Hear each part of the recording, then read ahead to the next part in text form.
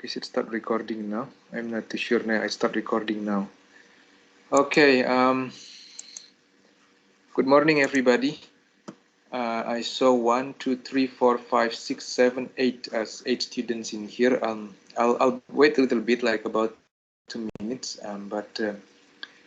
How have you been so far in the third week? It has been okay. The materials with the week 1 and the week 2. Any issue with the materials on the week 1 and week 2? So in the week 1, it was only introductions, and then we were talking about a little bit into the process design, basically how the process is designed from the bigger picture, and then we go into the figuring out the mass balance in terms of the bigger boundaries, and then after that we go and we basically go a little bit into one level detail. Where we look into the reactions, okay? In the reaction, after the reactions, then we figure out the separations, and then after the separation, then we figure out basically the needed how to say that thing, the needed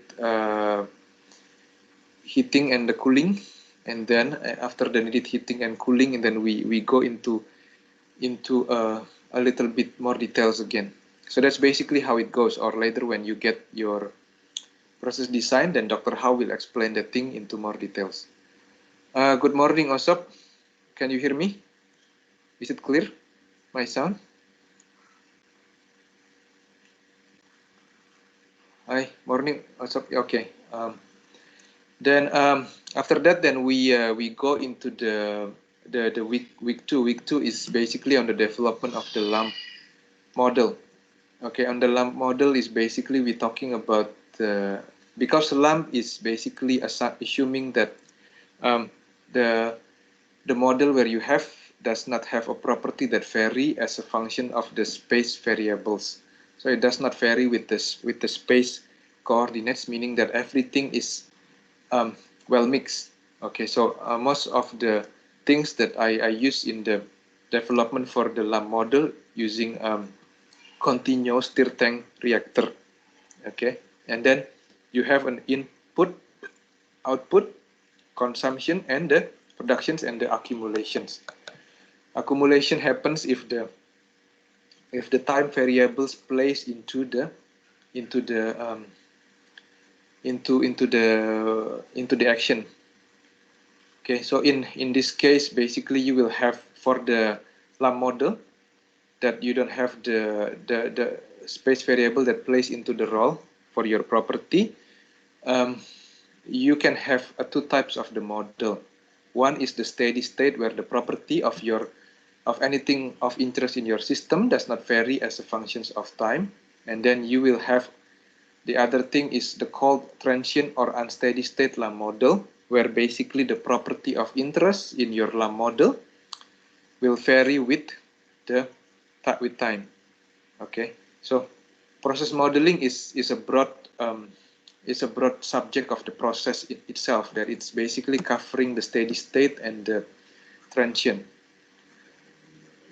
Most of you are taking the process control as well at the moment, correct? So if you are taking that process control, you are dealing mostly with the dynamics of your process. Dynamic meaning that you basically have a variations in time. Why you have a variations in time? Because in your systems you have an input variables and then the output variables. Okay, so in your input variables something can vary with time. So that particular variations may affect the property of your systems in terms of the temperature, in terms of the level of your tank, in terms of everything else. That means that as a chemical engineer, your role in the process control will be to control your process such that it will give you the property that you want, the product quality that you want, and then also in terms of the safety.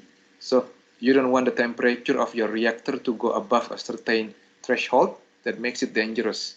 Okay, so that you don't have something that will run by itself, and then In terms of the liquid level as well, you may need to basically control the liquid level in your tank so that you don't have something that spilled out from your tank, especially if that chemicals within the tank is something that is dangerous.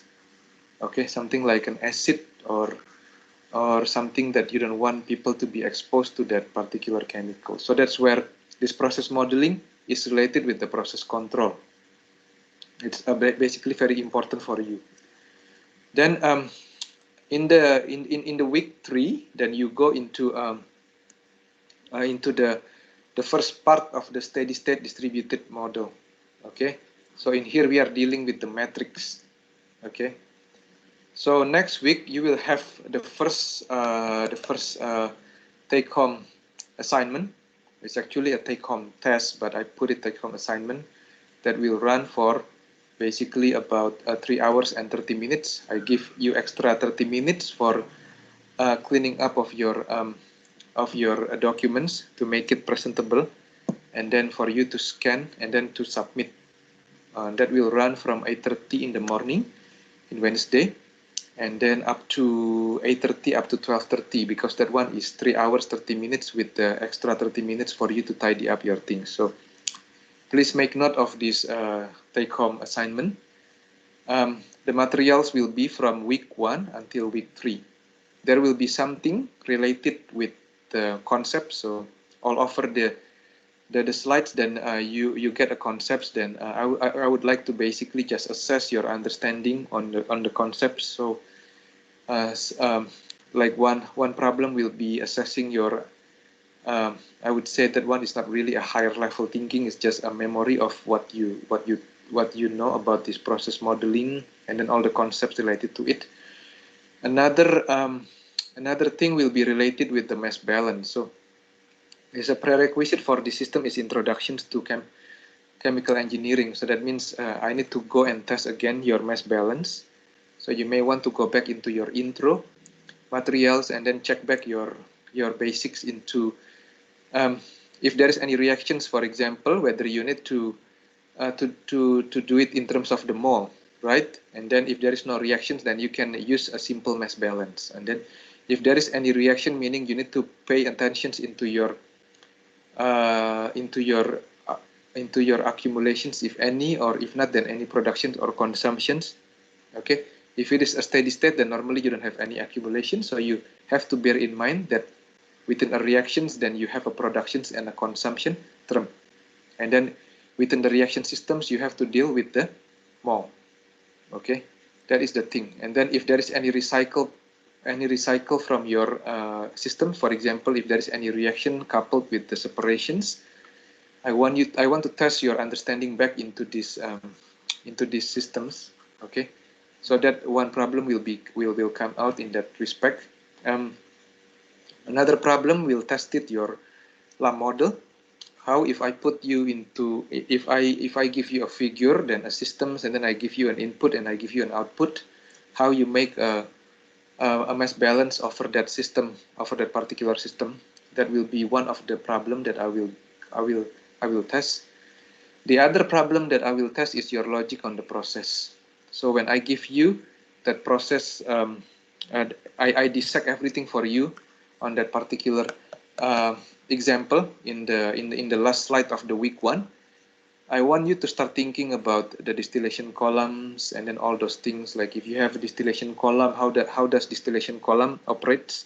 Is it based on the on how the liquid separate on the distillation column?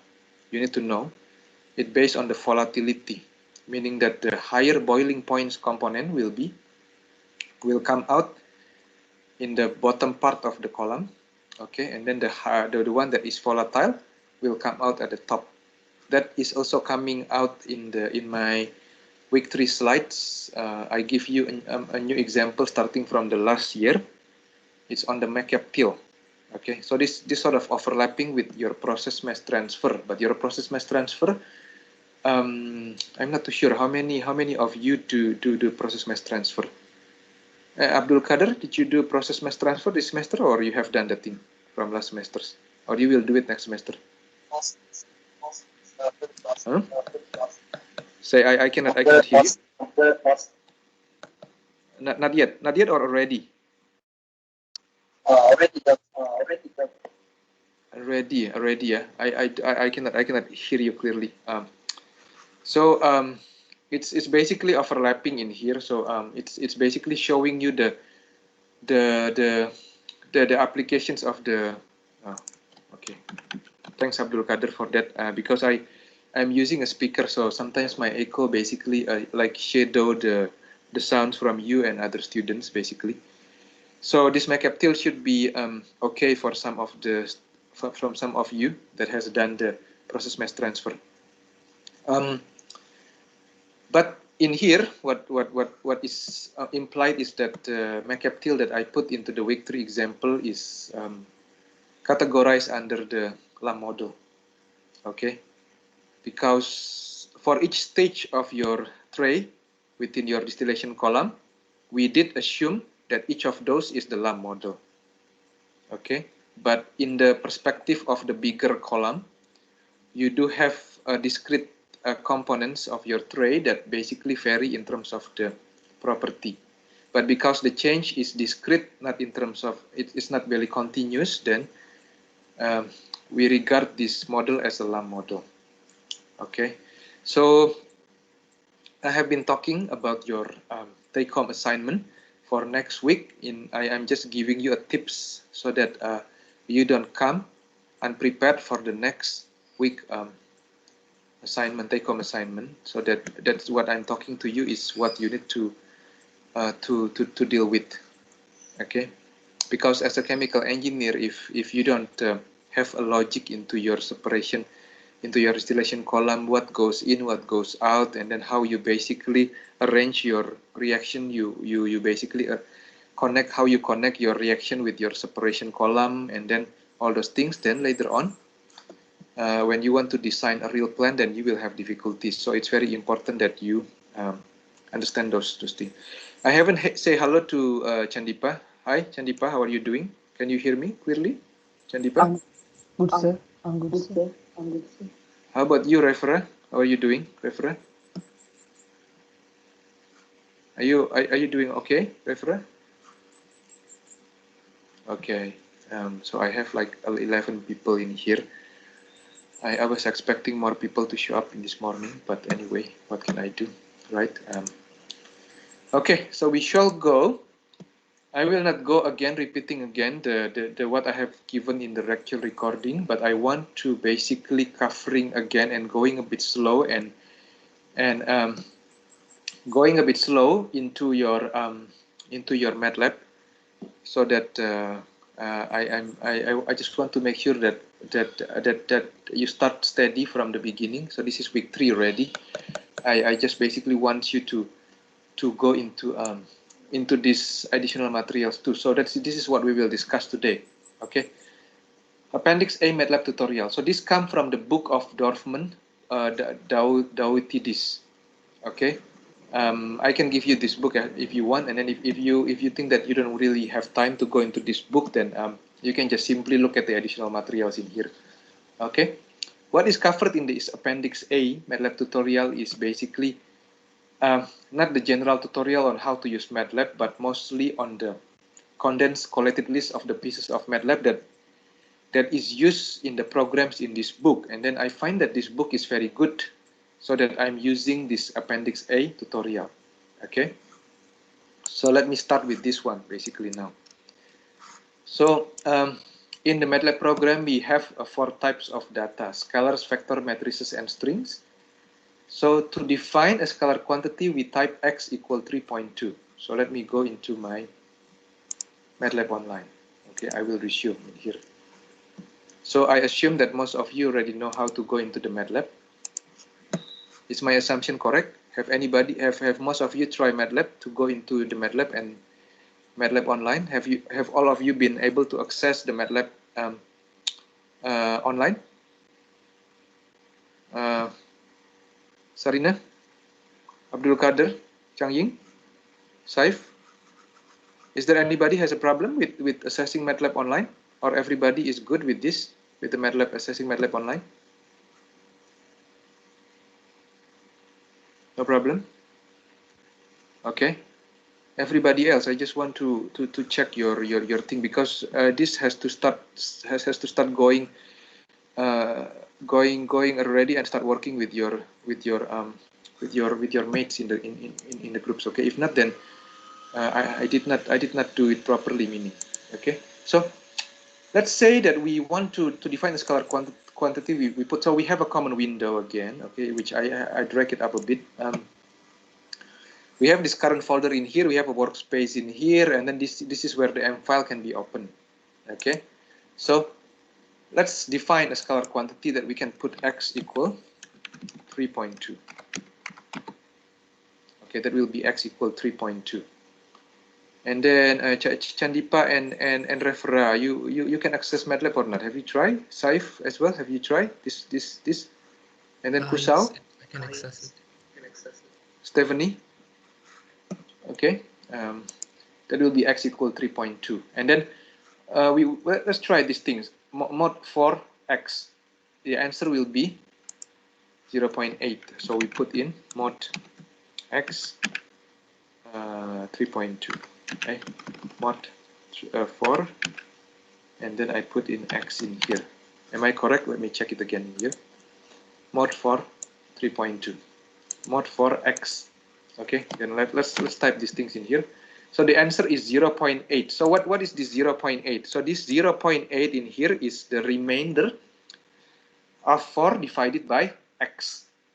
Okay, so if you divide 4 by 3.2, then you get 1 as the multiplier, and then the remaining of that 4 minus 3.2 will be 0.8. Okay. So that is the one that was implied from your thing in here. Okay, and then you can also round your x. So for example, in here, if I put in x equal to round x, that will be equal to 3, because then meaning you cut off this 0.2. Okay, so that's what it is. And then you can also do similarly. You can floor x. You can sail. You can floor, meaning goes to the nearest integer. And then if you want to round up, then you use sail x in here. And then to create a vector unit, it's to enter its entry separated by a space or comma in here to make a column vector, or by semicolon. So in here we put it 3, 2, 1. So let's do it in there. Let's put y is equal 3, 2, 1. Then this one will be a row vector. Note that if you use an x again, and then in here it is an x, but then this x will basically override the value of the previous x. Okay, so that is important for you to understand. Then let's go again. If you want to make a column vector, then you put in these things in here. You put in this y equal 3, you put a semicolon, and then 2, and then semicolon 1, right? Then you click, and then that one will be y equal 3, 2, 1. That is how you make a vector, basically. Then you can do some other ways again. For example, in here, if you want to make a vector that have linearly spaced data between two values, then you can use this linspace common. Okay, so in linspace in here, 0 is the beginning, 1 is the last one, and then 5 is the amount of the component that you want within your vectors. 1, 2, 3, 4, 5 in here, right? So let's try that thing. So you put in y equal linspace 0, 1, and 5. Okay, so you have 1, 2, 3, 4, 5. So this is a neat way to basically make a vector as well. Many people likes to use a vector. Okay, an alternative way to do these things will be to put the beginning, final, and the increment in between of that thing.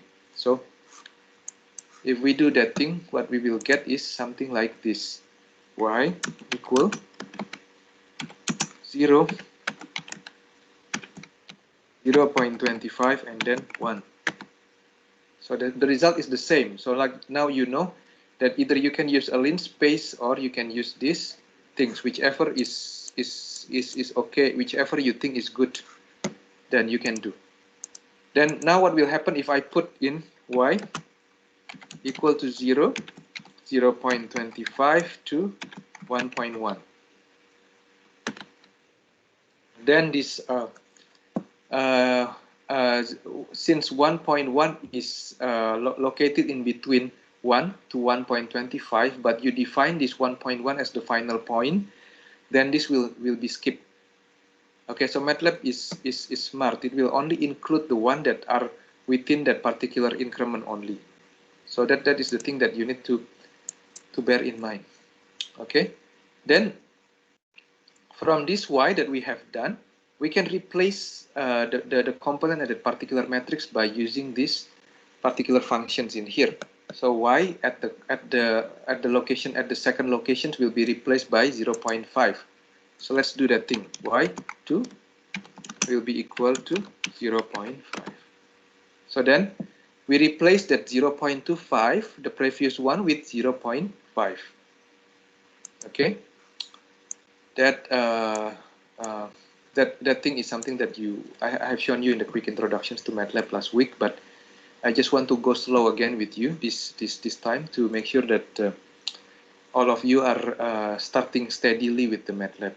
Okay. Then we have another comments again. It's called the length of the y. So in here is 5 because our row vector in here contains 5 components in here, right? So there's 5 components in that thing. Then it's basically just if you want to check what is the length of the component, and then we can make a bigger matrix again. So we can make for example a 3 times 3 matrix like this. What we do is we type it in here. A is equal 1, 2, 1, 3, 2, and then we want to make it into a different row. 2, 1, 3, okay, and then 1, 1, 1. Okay, so now we have a 3 times 3 matrix. Every time you do these things, you notice that the workspace also change. So you have these things that A is 3 times 3 with it's basically belonging to the double, to the class is double, right? Then like the vectors metric, like the vector, then we can what we can do in here is we can change any particular component. So if we want to change the one on the row 3, column 2, so this component is 1. We want to change it with 4, then we use this particular command in here. Okay, let's try that thing. A 3, 2 is equal to 4. So you are changing the 1 in here with 4.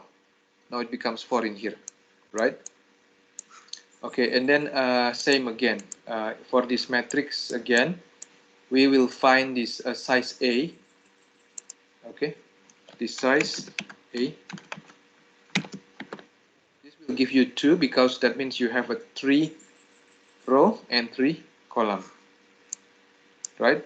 So that is something that you can do with the MATLAB. Okay, the next one is that we want to make a matrix consisting of the 0 with 1 row and 3 column. So what we do in here is Z equal to zeros, 1, 3. So we have the matrix like that. Now we go again with something else again. A zeros. If you make a wrong, like I'm not too sure, we try. If we make a wrong, we put this one is an uppercase. Is it working or not? We want to check that thing. See, it doesn't work. So you have to be, it has to be a lowercase letter. But again, MATLAB is smart, so it will automatically suggest it that what you mean is this one. Then if I just enter this thing, then it will give me back 0, 0, 0. Okay. So a comment in MATLAB is quite specific, meaning that you have to have everything as a lowercase letter in here, and it has to comply with the syntax that it is specified with. Okay. Now we try again, another one again. So we put in, this one is the A is equal 0, 3.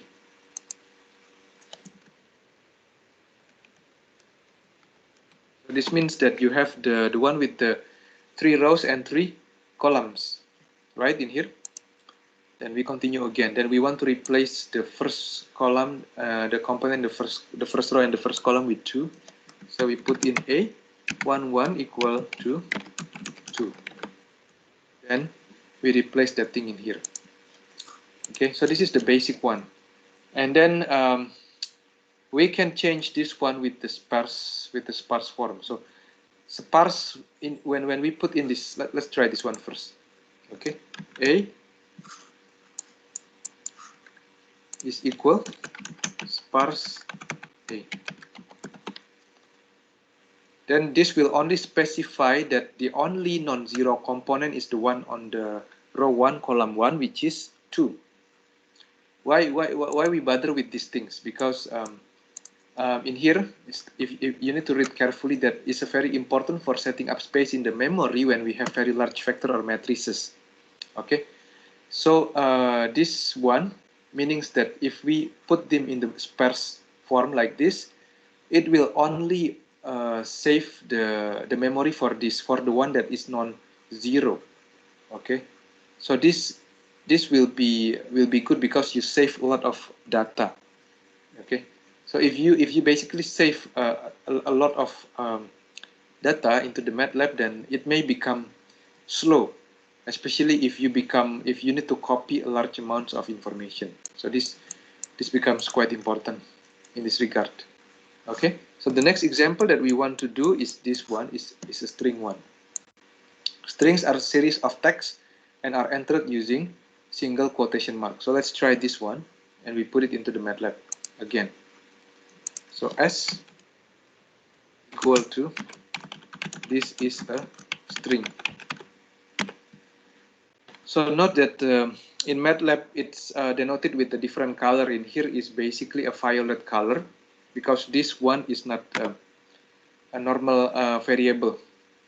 Okay, so this one is a character variable. So this one, that's why we in MATLAB it is denoted as a in violet color. Then what I have shown you earlier is that we want to clear out the memory. We put in clear all. See, now your workspace becomes erased. Everything in your workspace become erased. If you only want to clear one variable, for example, if you want to put clear x equal to 2, and then you just want to clear up this variable, clear x, then this will just clear for that variables only. Okay, so this one is the basic one that we deal with this one. Now we go into the next part of this one, matrix and vector manipulation. So let's try if we have this x equal 1, 3, 2. So now what I want to do is I want to clear up all these things in here. What I did is I put CLC. Okay, that will basically clear things out. So let's say I have x 1, 3, 2. So that will be x1, 3, 2. Then I can use this command, for example, x equal to x dot this one. So this, what we will do with this one is that we will transpose this one. So now instead of the row vector, we have a column vector in here, right? That is meaning that the transpose is what we have by this command in here. Okay. Then what we can do, another things that we can do is we can put in norm x in here.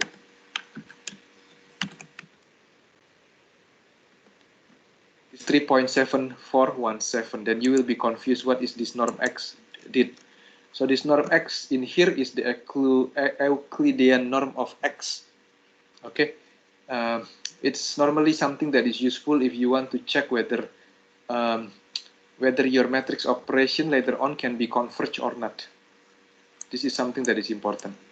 And then if you want to basically figure out the summations of your vector, of your row vector, then what you can do is use sum 1, 3, 2. This will do the summations of your row vector. So 1 plus 3 plus 2 becomes 6. Okay, then let's try something else again. So if we put this one, 1, 2, 3, 4, something like this, then what will be the result? So we have 4 and 6. So you can notice that basically we have a factor of 1, 2, 3, and 4. So this will be, the 4 is the summations of 1 plus 3, and then the 6 is the summations of 2 and 4. So that's basically you are summing the across the column of your vector, right? Then what else again we can do is that we can use this things minimum 3, 1, 4. This will find which component has the minimum value among those 3 components, which is 1, right? And likewise, we can use max as well. So if this is 3 and 2, so this is not a matrix, just comparing between 3 and 2, then you will get 3 in that particular as the answer. This may look silly, but it's really important later on when you make the program. Okay. So we continue again in here. So this max32 can be also applied into the matrix component. So let's say if I put this one in here, max 1, 2, 3, 4. Then it's basically choosing the maximum component in the same column. So between 1 and 3, 3 is the maximum one, and then between 2 and 4, 4 is the maximum one. So that is this max is basically just choosing that thing. Okay, let's try another one again. This one is 0s, 3. But this will create these 3 zeros in here. Okay, and then we can put in, let me check again, because I put in that x should be equal. I have defined that x in the beginning. This x is equal 1, 3, 2, right? So if I want to replace the first column with this x, then what I need to do is A, all row, column 1 is equal to x. Then my A becomes 1, 3, 2, with the only remaining column, the remaining 0 is in the column 2 and column 3 in here. So I'm putting that x into as the first. I'm replacing the 0, 0, 0 with x, basically. Okay. Then let's continue again. So we continue again with that one, that zeros, and then we can do these things with the larger zeros in here. For example, in here we can use this zeros for A is equal zeros 4. Okay, so you have 4 in there. Then we can replace that thing at the particular row location. So A from row 1 until row 3 at column 1 will be equal to x. So I'm putting that I'm replacing these three components in here with 1, 3, and 2 in here. Okay, so that becomes like this. Then, like same, you can also extract out any particular components from this matrix. So, for example, if I want to extract the one on the row 3, column 1 until 2, then there will be 2 and 0. Okay. Now let's check about the multiplications thing in here. I'm trying to go slow in here, but the point is for you all to get the basic covered. So if I go fast on this point, then it will be difficult, because I know that it's good to basically try to start up with this thing. It may look trivial, it may look silly that what I do in here, but I just want to make sure that you guys know the basics. Okay, so if I put in x equal to 1, 2, 3, and then I put a comma, y equal to 3, semicolon 2, semicolon 1, then I will have 1, x is the row vector, and then y is the column vector, correct? So what I did in here is, if I want to do a matrix multiplication, so x multiplied by y. So for matrix multiplication, what is the requirement? So this one is actually 1 multiplied by 3, 1 times 3, and then this one is 3 times 1. So the inner dimensions of this x on the right hand side should be equal to the inner dimensions of the y in the left hand side, because 3 multiplied by 3, then you will have this one, 1 multiplied by 3 multiplied by 3 times 1 will be equal to 1 times, will be equal to 1, 1, 1. So your final result will be equal to 1 component only. So let's try this one. Then you will have 10. Okay, but then this one will be a bit different. If you use this one, x dot multiply by this multiplication sign, y transpose. So this will be a component to component. Okay, so what you will have in here is 3, 4, and 3. Why? Because you transpose first this y into a column vector, into a row vector. Okay, then you multiply 1 with 3, 2 multiplied by 2, and then 3 multiplied by 1. So as a result, you have 3, 4, and 3. This looks trivial, but you need to pay attention into this, because in MATLAB you have different types of multiplications. Okay, and now if I go into the next one, that will be the order of the operation. So in MATLAB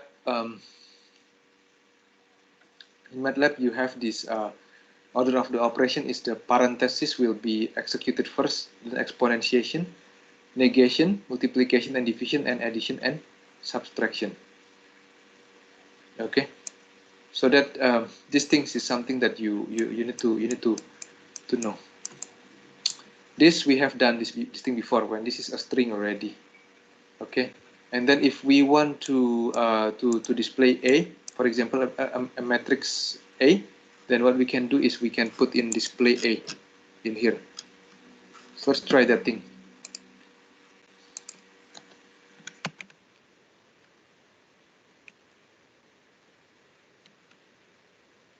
So A in here is 4 times 4, because that has been changed in the previous comment. Okay, then what else you can do is you can use fprintf in here.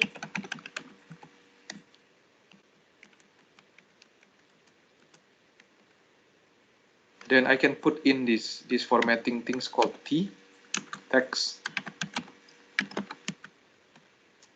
and then I put in this N in here, and then dash.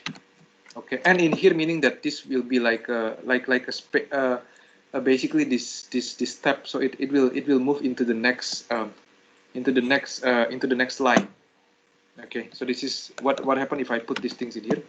This is text. So you see that there is a space in between this is and the text, and so meaning that we are adding a tab in here using an fprintf. Okay, so fprintf in here comes from the C programming language.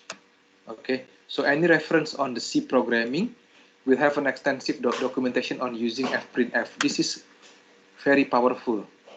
Okay. So this one is basically this dash T creates a tab space, which is useful for aligning multiple rows of text. So if you have many rows, then this dash T will be something that is useful. So let's try again another things in here. Okay, let's put in fprintf equal to then we put in here percentage sign 3D, and then tab N, and then I put in this close one, and then I put in this one X. Okay, so these three in here, let's try these things in here first. So this one is 1, 2, and then 3 in here. So the 3 in here is basically the number of the decimal points. Okay, 3 in here is the number of the decimal point. So if we put in here, we can try another things as well in here. We can try, for example, we put in this one fprintf equal to, now we put in this percentage sign 6.4 f dash n, and then I put in here x. So this here meaning that this 4 in here referring to the 4 decimal points, and then with maximum x 6 spaces for the whole number. Okay, that this information you can find it in here. Okay, in this case we ask for an expansion. In this case we ask for MATLAB to write x as a floating point f. So this f refers to the particular formatting. It's a floating point with 4 decimal places holding 6 spaces for the entire number. Okay, then we try again the next one. The next one will be this fprintf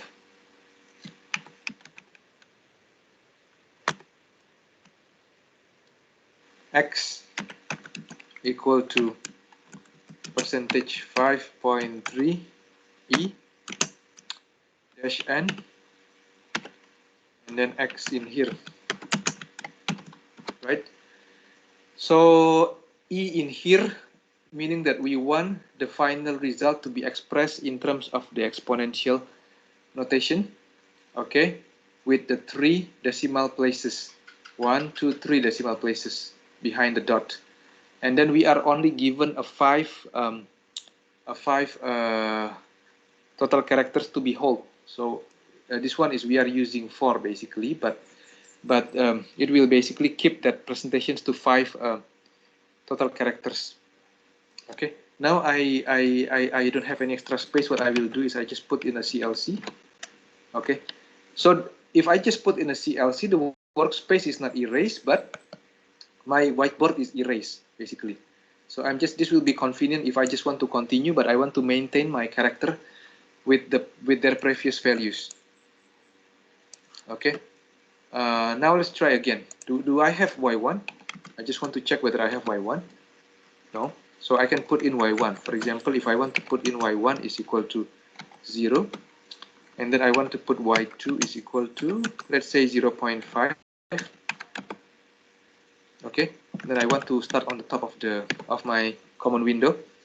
Let's put fprintf y1 equal to percentage 4.2 f dash t y2 equal to percent 4.2 floating dash n, okay, y1 y2. So this is actually taken from the y. Sorry, I think I misunderstood. So this one will be coming out of 3 and 2. Okay, meaning that this one again is a floating point in here with the 2 decimal points, 1, 2, 2 decimal points, and then 4 total characters. So in here we are using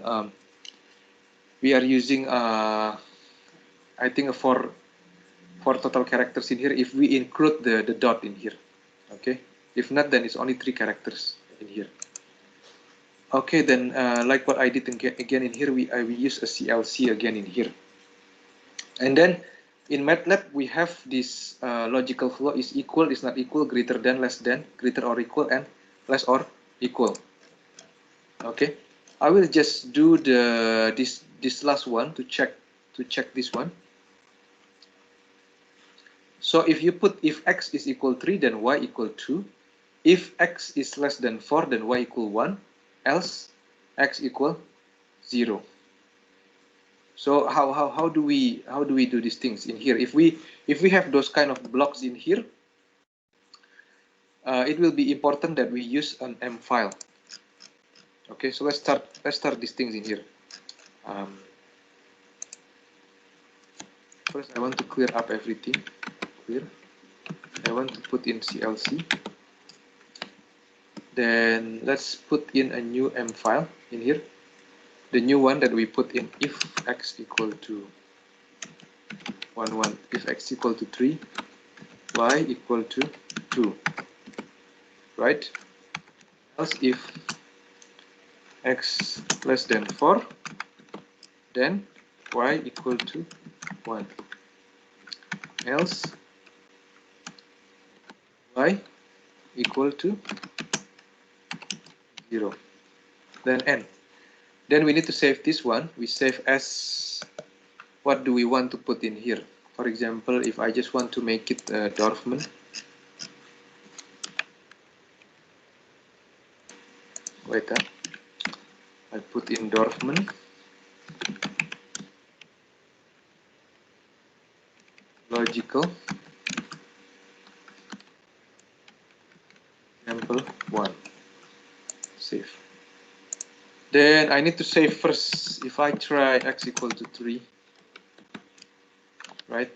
Then let's run this one. I run this one, x equal 3. I run this one. So y equal to 2. Okay. Then I want to clear up again. First clear CLC. Let's put something like x less than 4. So x equal to 1. We run it again in here. We run. Then this will be equal to 1. So if this doesn't fit with the first case, then this will go into the second one. Okay, because x is equal to 1 and 1 is not equal to 3, so this will go into the second one. And in the second one, that one is less than 4. So less than 4 meaning that the y will be equal to 1. But what will happen if this x does not belong to it's not equal to 3 or it's not less than 4? So let's try x equal to 8. Right? Then we run it again. Then this will be equal to the third case in here.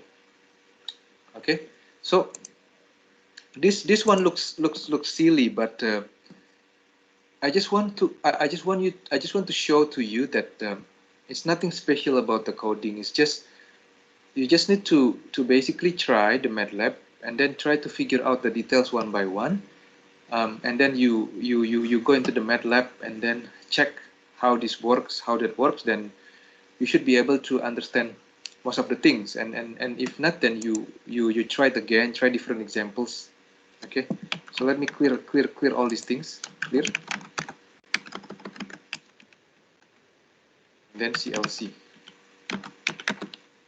Programming is something that you need to do consistently in order for you to be able to get to understand. So if we start on having too much of these things, then instead of having too much of these things, then we can just use this switch case structure in here. Okay, so this is similar with that one that we show over there, right? So let me try in here. So you want to save it again as another M file. Put as another M file. Why you don't want to put a longer one into this command window? Because you will lose that thing and you have to retype it again all the time. So the easiest case is you have to make an M file, or what you call is a script. So make it easy for yourself so that you can edit it all the time. After you edit, don't forget to save it again every time. Okay, so this one is equal y equal to 2, and then case x equal to 2. Then y equal to 3, right? Case x higher than 4, then y equal to 5. And then otherwise, y equal to 0, right? Then don't forget to save. Every time you need to save all the time. So this one I will put it Dorfman.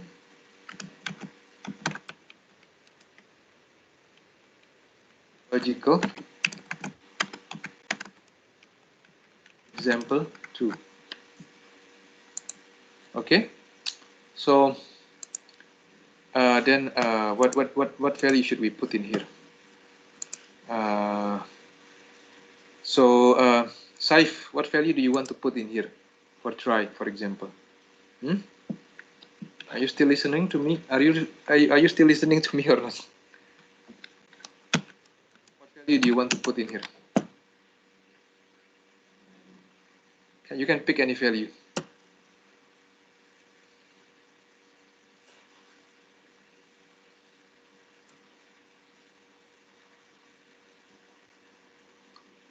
I'm waiting from you. 7? Okay, x. Let's put. Now, if I put in 7 like that, then it will show up. But if I don't want to show it up in the command window, then I just put the semicolon. So x is equal 7. So if x equals 7, that means it's not within that thing, right? So I run this one. So that will be equal to the last one, for example. Okay. So that's just pretty obvious in here that this kind of logical will just do what the simple things that you need. Okay. Then what else again that we need to show in here? So now the next one will be the loops. So loops in here is for I equal to 1 until 10, x equal x plus 1. So what happened in here is that if we specify a value of x equals 0, then that will basically equal to the summations of 1 to 10. Right? Let's try this one. Let's try this one. Rather than I just speak like this, then you will not be you will not have it clear in your mind. So clear CLC. Okay. I want to close this. I just want to close this one. I don't want to use this one again. I close this one again. So let's put x equal to 0. Then we put for I equal to 1 until 10, x equal x plus I. Okay. So at the end, your x will be equal to summations. Okay, I want to delete this one because I don't need that one. And then I want to save this one. Save as Dorfman loops example 1. Okay, I save this one. Let's run this one. As you can see, why I don't put a semicolon in here. If I put in a semicolon in here, what will happen is that you will not be able to see this thing for each loop. So if I see in here, that will be 1, 2, 3, 4, 5, 6, 7, 8, 9, 10. There will be 10 loops because you put in 1 to 10. What happened if I put in a semicolon in here is that let me save in here. Okay, then I run these things. You don't see anything because it doesn't give you anything. But if I want to check the value of x, then I just type it in here. Then this will just give you the final value of the x, which is 55. Okay, we can approach these things with the other way as well. Okay, we do it the other way around. We start with x equals 0, and then for I equal to 10 minus 1 until 1, x equal to x plus I. Okay. So instead of going up in here, we are going from 10 with the decrement of minus 1 of 1 to 1. So this, let's say if I want to save this one, I save it first again. Save as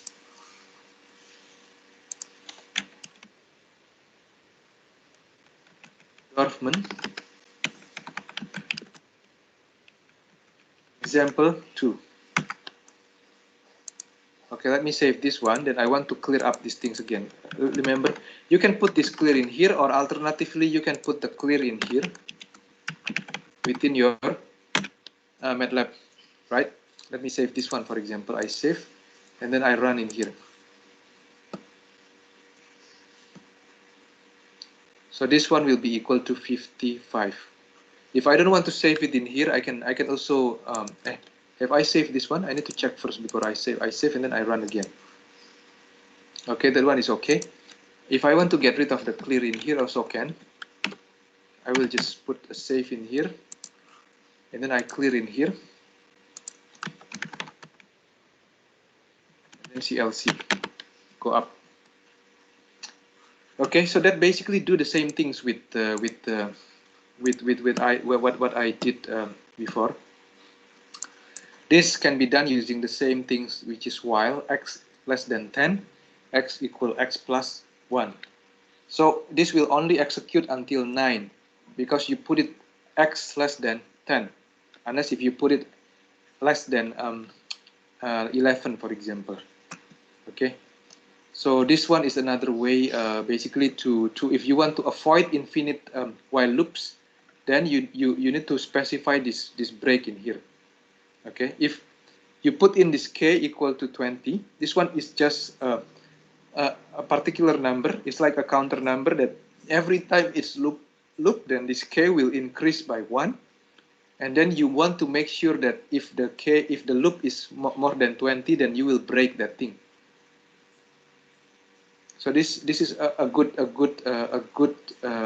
logical things to put into the loop in order for you to keep track on these things. And then if not, then of course your loop, if you don't do your logic good enough, then the loop will repeat infinitely. Okay. Well, in MATLAB you can cut that thing. You can stop your program, but the good practice is always to basically troubleshoot your program such that you don't have anything that creates infinite looping. Okay, so this one, let's try this while. Let's try this while. This while in here is something that we want to see what happened in here. So let's put in here x equal to 0 while x less than 10, x equal to x plus I plus 1, and then we put in n in that one. So meaning that this will be, your x will be just added by 1. So this, in this regard, then you will have it's not the same with the previous one. Okay, let's try this one to see what it gives us.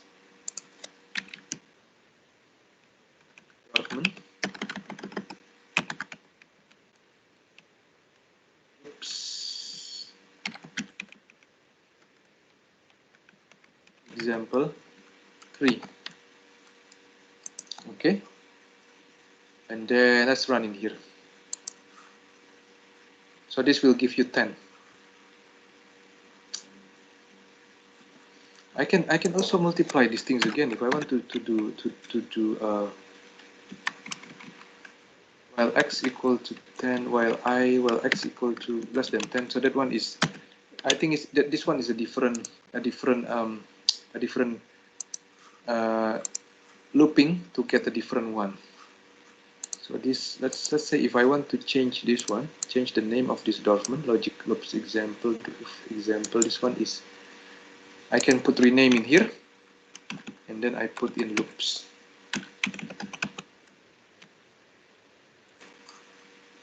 Okay, now I put in a clear again. I put in CLC. Then we go into the last part of your tutorials in here. Okay, so it's about plotting. One of the attractive things about the MATLAB is the ability to generate plots. Okay, so this feature with the easy debugging of the codes is a major reason why we like to use MATLAB for teaching numerical methods. So the plotting capabilities of the MATLAB is extensive. So MATLAB can be used to generate a lot of beautiful pictures, not just for your assignment, but also for your if one day you want to make a research paper or you want to do something, MATLAB is good as well. So let's try if we put in this particular comments that will generate this figure in here. Okay. The thing about this book that I don't really like is that this book does not really give me the everything. So for example, in here I don't know what is this point in here, so I have to generate my own curve in here. But let's say if I put in these things that I figure out before I give you the lecture, this one, okay. So I make in a line space from 1 to from 0 to 1. 0 is the first value, 1 is the last value, and then I want to make 100 points, 100 components. And then I know from my mathematical feeling that basically this value is the inverted parabolic function. Okay, so I do a quick mathematical calculations, and then I check basically the maximum lies at this particular points. Okay, and then at 0, at a value of x equals to 0, then y is equal to 1. Then what I did is I calculate this value, then I approximate that this will be equal to this one. Okay, and then the other formula is the same with this one. So in here, this particular common will give you a symbol of minus of this one is the line, also with the circle symbol on it as well. And then the X label in here will give you a font size of 14 because you want it to be larger than the default size. Likewise, for the Y label, you want to make the font size to be 14. And then you want to put the legend in the southeast. So this one is the south and then east. Okay. And then this legend, you don't want to have a box in your legend, so you put in the box off. And then you want to save the file as an EPS file.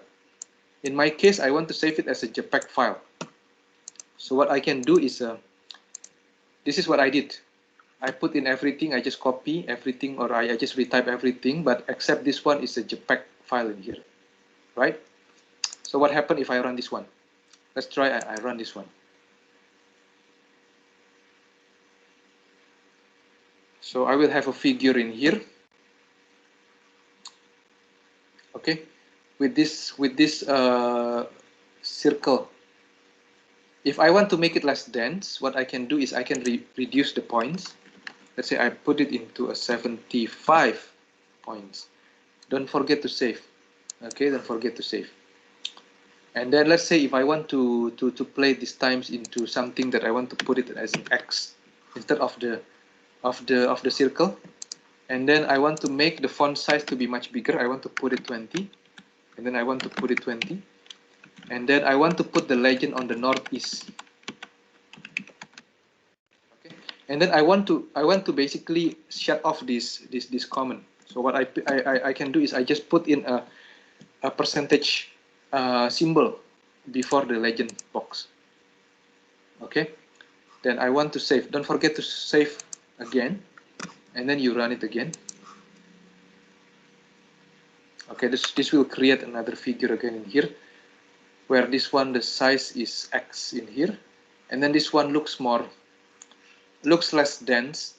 Okay, it's put in the northeast, and then you can see the symbol is very big in here, and then I don't know why, but this still basically put the legend as without boxes in here. Okay, I will try it again. This time I will try to put it back into the 14. And this one put it back into the 14 again.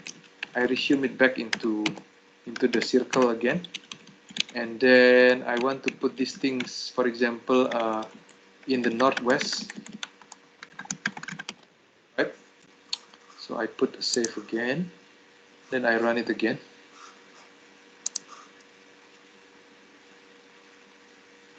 Okay, you will have this one. And the legend is still off. The box is still off. I'm still curious what happened with this legend box off. I don't know why it's still executed, even though I don't want it to be executed. So let's try again.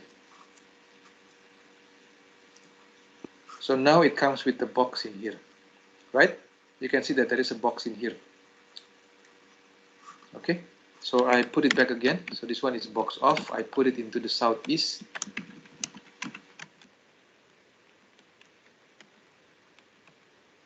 Right.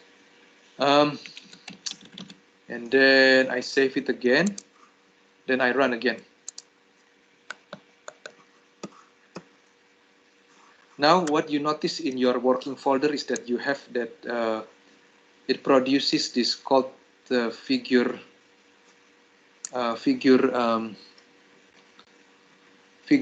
appendix plot 1 JPEG in here.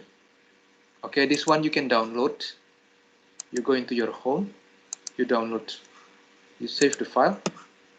Okay, then I go into this download in here, right? I fill the details. Then I put the date in here, put JPEG in here. I open it with Windows Photo Viewer. So this will be my figure in here. You see that you get a good picture using this MATLAB in here as a JPEG, right? Everybody still with me? What do you think of the figure?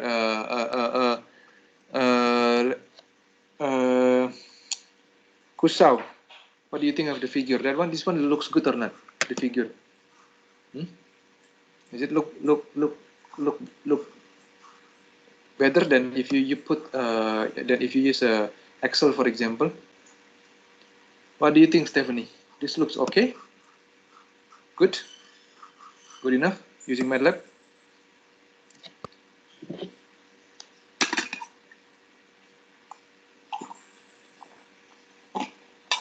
Well, yes, Abdul Kader, Excel can make it better, so it's up to you.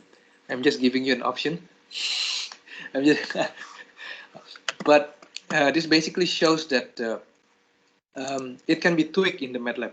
Okay, it can be tweaked in the MATLAB. Then the second example in here. Okay, I'm losing my sound. I have been talking too much.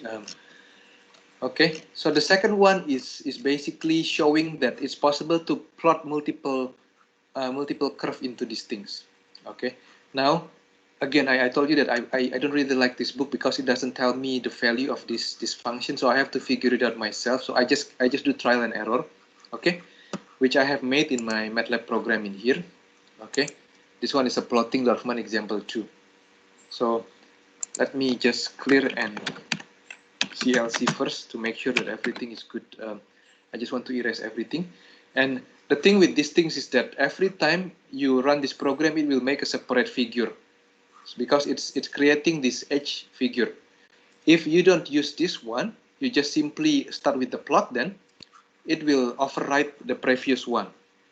Okay, and that's what the author thinks, that this he need to put this figure in here.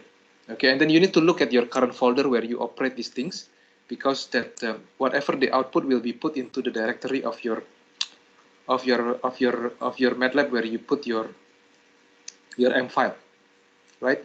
So what's the same? What's different here is just I put it 100, and I create Y, I create Z.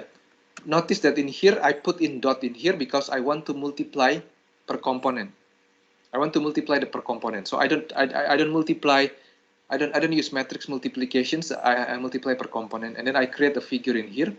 One is using a circle, the other one is using an X.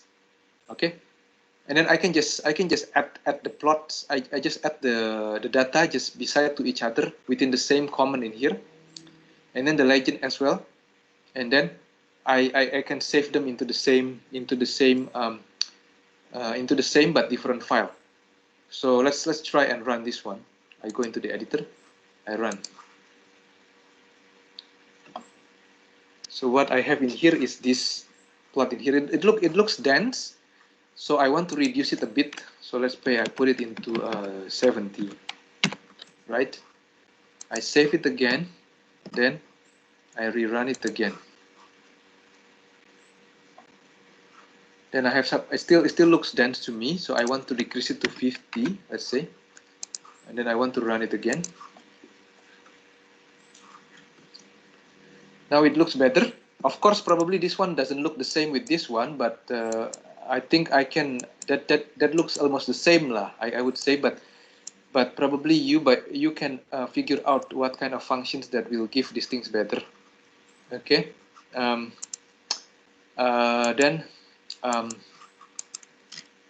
that's the thing that I need to, I just want to show you these things. Then you can also re-download it again from your MATLAB drive in here. Okay, this one is the 2.1, so you can re-download this one. You go again into the home, and then you download it again. You save the file, then you open these things again. Okay, I open with the, let's go to viewer. Then I get this one. And if you are, if you like MATLAB, you can also find another functions to basically define the limit for this one. Okay, define the limit for. Yep, Abdul Kader. You can definitely. And I would be happy if you can find can do these things yourself. My role in here is just to encourage you to keep on exploring MATLAB. Okay, I'm in this drop-in sessions. I will not repeat the recording lecture, but I will just focus on giving you something else. Okay. For example, last week I have done something related with the project number 45 in here, which I will not discuss this time. I will discuss these things in the 5th week, because next week there will be no drop-in session, because I want to give you times to prepare for your take-home assignment. Okay, your take-home assignment will be done at this particular. When you do your take-home assignment, then this is time for the drop-in session. So in that case, then there will be no drop-in session next week.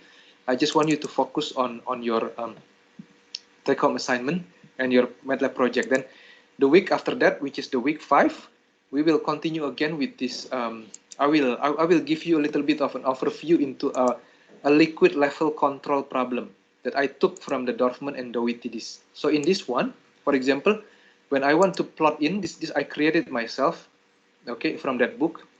Everything I created myself in here.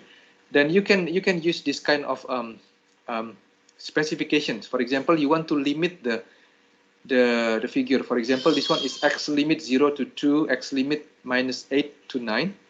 Okay, these things is what you can do is if I want to do these things, then I can apply these things. Okay, I want this basically will limit your x value to 0 and 2. This one is -8 and 9. Okay, but I will not go into these things now. I will give you some time to explore first the MATLAB. Then as you explore, then we will go into something that is a little bit more elaborate. But of course, I will try not to overlap with what I have given in the recording lecture. Now I shall go into the functions. So in MATLAB, you have that M script. The M script, as I show you in here, is just a normal M script. Like if I go and talk with you with this plotting Dorfman example 2, right? I open that one. This is just called a normal M file, because the MATLAB will just execute this line per line. Okay, but in MATLAB we have something that are different. It's called a function file. So in this function file, this line must appear as the first line of your function, and your function name must be the name of your M file. If you specify, if you have the different name with this function name, then you will not be able to execute your M file. Okay, so this is what is important. And then what is important in this function file is that you have an input 1, input 2, input 3. It will give you these 2 output. Okay, so why is it important in here? Because you need to read everything in here more thoroughly. Okay, The first input are the input to the functions, okay? And then the function file will return to outputs, okay? The function can only return one argument, but using factor in MATLAB allows you to easily return many variables as output of the function. Because this input is not restricted to only a scalar value, but can be a factor. This can be a factor, this can be a factor, and then your output can also be a factor as well, okay? Like I showed you already, in MATLAB coding, when I put in this percentage symbol, meaning that that code will not be executed. It serves as a comment. So for people who likes to write a long coding, sometimes they forget what is this line of code will do and what is that other line of code will do. Then it's good to put in a comment to basically remind what this line will do, what that line will do. Okay, because the one that is started with this percentage symbol will not be read by the program. Okay, so why we bother to use a lot of functions? Because functions can be used to create a bigger program. Okay, that's what is used a lot in this book. Okay, so these are an example of the case study that they did in the section 3.10 in the thermodynamic program. Okay, so MATLAB is a very strong program. If you use a lot of functions, then you will be able to basically dissect it into a small program that will work with each other. So in your lecture week 3 example in here, we have first example. In the first example in here, we have a long program in here. So this I want to ask you, for example, Abdul Kader, this one is an M file or a function? Which one is this? Is belong to script or a function?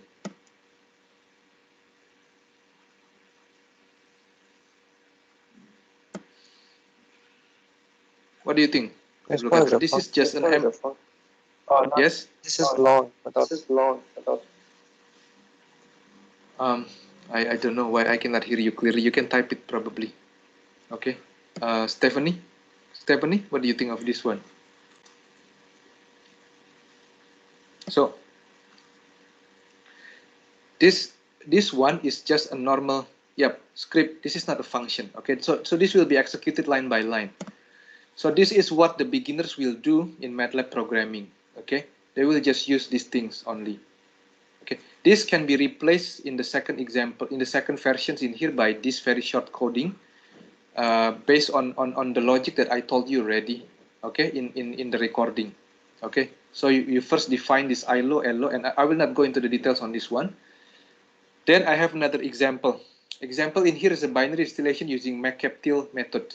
So this one, you have to go, in order for you to understand these things in here, you need to go first into the additional materials that I give to you in here.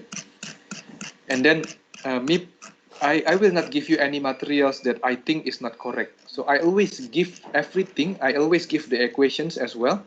Okay, in order for you to be able to do that particular thing. So it is a bit messy. I know it's a bit messy, but I just want to give you this thing so that you can understand which one is coming at which part of this thing.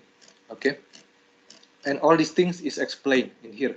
So this is where the percentage comment in here comes, because it basically, this is not executed. This just specify what the program is doing. Okay, for this particular example, you are dealing with the function file in here. So you have this function file needs an input of the alpha q, zf, xd, xb, r, and it will give you this fit n and total n. And this total n in here is the number of the total stage. Fit stage in here is the stage where you put in your fit. Okay, so in your input in here, you need to put this alpha. Alpha is your relative volatility, fit condition parameter. This will be your mole fraction of fit, distillate, and bottoms. R will be your reflux ratio. So if you try to start understanding these things, then you need to start understanding what is this function in here. Okay, then these functions in here separated into this one is the rectifying section. So this starting from this line, to this line in here, this is dealing with the operating line for the rectifying section, and then from here to here is dealing with the operating line for the stripping sections in here. As you can see in here, we have this fprintf, we have this fprintf in here, okay, that we have discussed. These things can be executed directly into the common window. If you go into the MATLAB in here, right, you put it in here directly. So from this example in here, I can tell you that this input in here, 1, 2, 3, 4, 5, 6 is a scalar input in here, because none of them are the vector value in here. Okay, for different cases they may be different. Okay, and then this one is with this is you need to specify this thing before you put in this thing, and then as the output you will have this fit n and total n in here. Okay, in the common window you will have the fit stages 5, number of stages equal to 10, and you will have a figure, this figure coming out. Okay, this will be your McCaptil. So McCaptil is the ideal case scenario for your thing. So I want you to go back into here again, repeat again all these things, and then in MATLAB there is no such thing like an expert. The first time I deal with MATLAB was in 2004. So that was ages ago. I think it's about 16 years ago.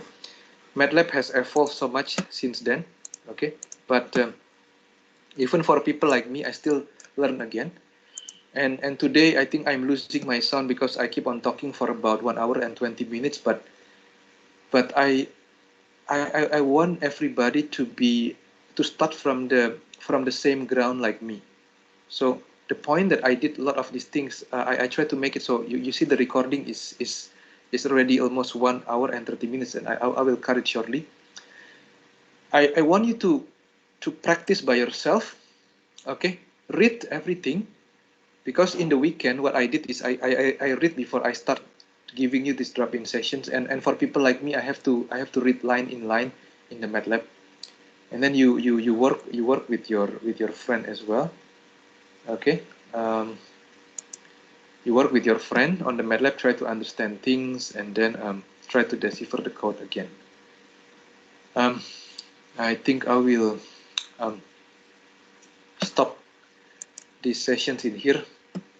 Okay, and then like I told you again, next week I will have no drop-in sessions to give you some break on your take-home assignment. If you have any task 2 of the MATLAB project, what is the task 2? What is the task 2, Abdul Kader? Let me check. What do you mean by the task 2?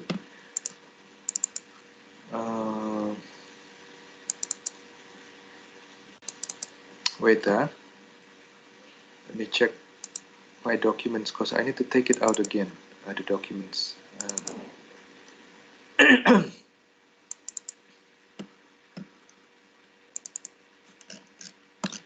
Okay, Abdul Kader, you can see this one ready, right? Basically, yeah. Task 2 is a parametric studies. Okay, parametric studies meaning that let's say in the week 3, I give it's in here. I give you this program to run this thing. Okay, I give you the program to run these things, but what will be my input? What will be my independent variable? I can specify anything as my independent variable. So for example, I can put in this reflux as my independent variable. So Abdul Kader, what will happen if I change my R from instead of 1.5, I change it to 1? Can I change it to 0.5? Can I change it to 2? Can I change it to 3? That will be one of the independent variables. So I can play with this to basically show my McCaptil. It doesn't have to be a McCaptil like this, but it can be something that is more elusive. Something like you can plot if the R is changed, then your tray will change. So for example, for this particular case, you have a number stages of 10. But if your R is increased, then your stages number may be reduced because that makes it easy to separate. Okay, or the opposite. At the moment, I don't have the picture in my mind, but that is what is meant by the parametric studies. It's not only limited to the reflux. It can be changed into the, for example, something else again. If you want to change it into the fit, for example, if you want to play with the fit you can change. Instead of 0.5, then you change it into 0.7, you change it to 0.8.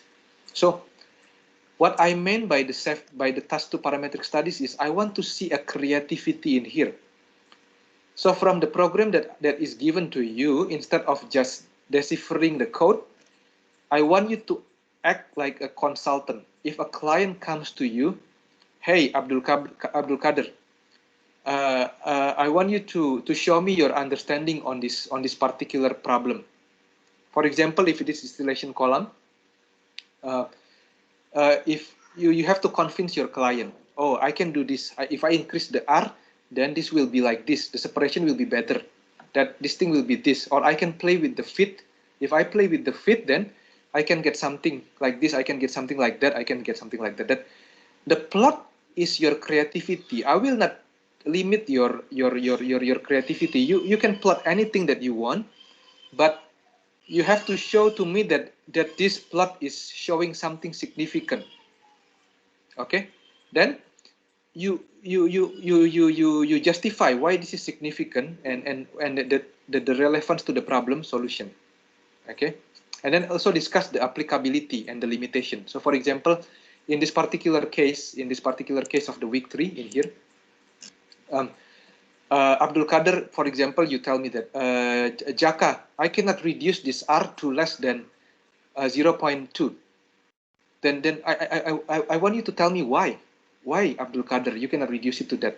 So meaning that you tell me that my reflux cannot be reduced lower than 0.2. I want you to tell me, I want you to think why it cannot be less than 0.2. And then Jaka, your R cannot be increased to more than 2. Why? Because if I increase it to more than 2, then this will be happen. We will be wasting the energy in the column. We'll just refluxing, then nothing comes out from the column. For example, it can be something like that. So in order for you to do this kind of things and perform very well, then I expect you to work with your group mates and try to find something that is not covered only from the one that I give. So that is the motivations of the project 1. Yeah, that's just basically something that you put in your in your report. The report will show you something like that, but I don't want you to limit on that thing.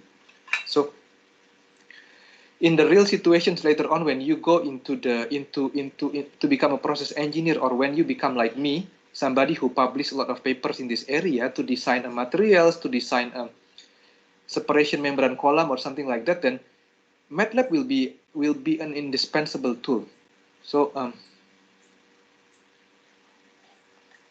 I'm sorry, Saif, I cannot do those things, Saif. You just have to deal with that thing, because otherwise I have something else again in a clash with the other thing. So I think that is the only thing that I can do. Okay, and morning is where you think that your how to say that thing, your mind will be bright last time, right? What is this putting in here? How many these things? Abdul Kader. I have announced it like that lah, but I think the only one that I can increase this little bit is, I think I can only 4 AM for you, huh? Jesus Christ. So let me think, huh? If I increase it by 2 hours, then I have to, okay, so I think that 8:30. 4:30, yeah, basically. 4:30 for you. Is it correct? 4:30? If I started like 8:30, that will be 4:30 for you? Really? 4:30, so that this is the thing. Like there is a clash with the other one, so I cannot do that thing. So, yeah, I don't. This is why I don't want to see if there is a clash. There's a clash on that one lah. This is the thing. I'm sorry with this, huh? I cannot do much with these things lah, because this one is a clash. It's a clash with the other thing. Anyway, if there is anything else again I can help, then I will do. But for this one, I'm sorry because of the time clashing. So I cannot just compromise on several students for this one. Okay, I think I will just cut off this one in here because it has been too long already. I stopped the recording in here, and then anything else again, then